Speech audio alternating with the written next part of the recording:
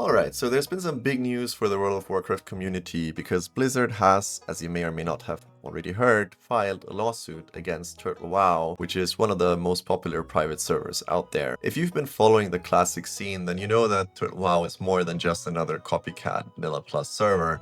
It's actually a fan-driven attempt at Classic Plus, the kind of expansion on vanilla World of Warcraft that many players wish Blizzard themselves would undertake. Now, Turtle WoW is in a little bit of legal trouble, and in this video we're gonna break down what's happening, why what's happening was almost inevitable from the start, how it ties into the bigger questions about WoW's game design today, and also what it might mean for the future of private servers. So here are the facts. Blizzard has filed a lawsuit in California against the creators of Turtle WoW, alleging copyright and trademark infringement. These claims are relatively straightforward. Turtle WoW uses Blizzard's assets, from code to artwork, obviously without permission, and on top of that, the server takes donations that grant perks such as cosmetic improvements or some minor gameplay improvements as well, and Blizzard frames that as commercial use of their IP.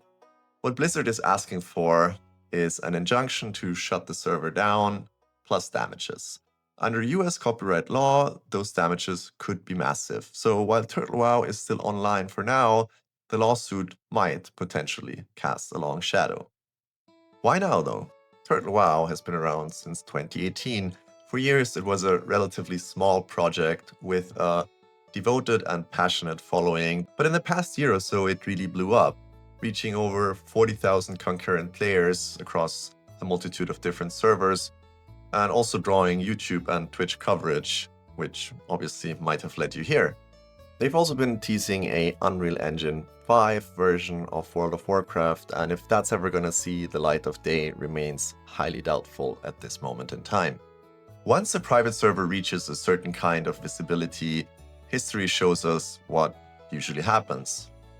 Look at Nostalrius, which was shut down prior to Blizzard remaking Classic WoW officially. Once something crosses from underground into the mainstream without a legal IP, that's usually when people run into trouble, and Blizzard may not chase every tiny project, but the moment a server becomes big enough to compete for attention with official WoW, it usually becomes a target. This raises a bigger point about private servers in general, because there's a cycle. Servers start small, grow into something beloved, and if they get too big, they attract Blizzard's lawyers. Then new servers spring up and the cycle starts again. I've lived that cycle myself. I started playing private servers back in 2012 on Emerald Dream, which was a Feenix project, and from there I've hopped onto almost every project that came along, except Nostalrius.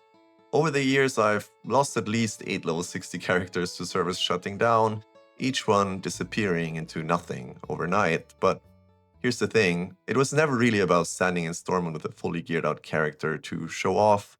What mattered to me was the journey it took to get there, every mob I killed, every item I looted, every quest I completed, and every friend I made along the way.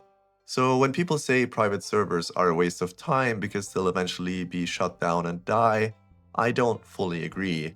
They give us the stories, the friendships, the late night dungeon runs, and those memories don't vanish when the server does. It's about the journey, not about the destination. After all things must end eventually. Here's why I think players shouldn't just follow the hype. Turtle WoW is great, but it's been around for years before it exploded. If you only jump in once everyone else is already talking about it, you're also stepping in when the risk of shutdown is at its highest. The real trick, in my opinion, is to stay curious and to try things when they're small, even if the population looks low. Because today's niche project could be tomorrow's Turtle WoW. And this connects to why servers like Turtle WoW are popular in the first place. Modern WoW and modern gaming in general has shifted towards what you could call a retention-driven design. Because WoW runs on a subscription, there's financial pressure to keep players logging in every day.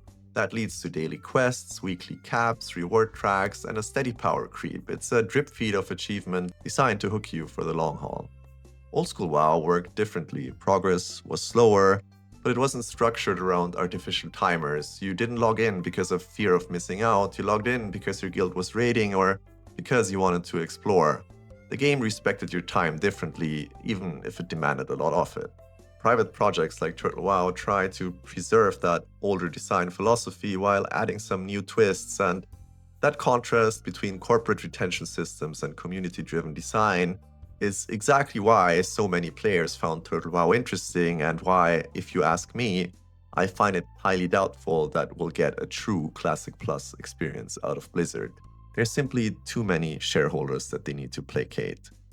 We also saw that with the first Season of Discovery, in my opinion, where you had the timed events on the Warsong Guard / Silverwing Sentinel rep grind during Phase 1, which, in my opinion, was way too gamey a system for a true classic experience. But maybe that's just my opinion. Now, what's going to happen to Turtle WoW? Blizzard obviously has the stronger hand.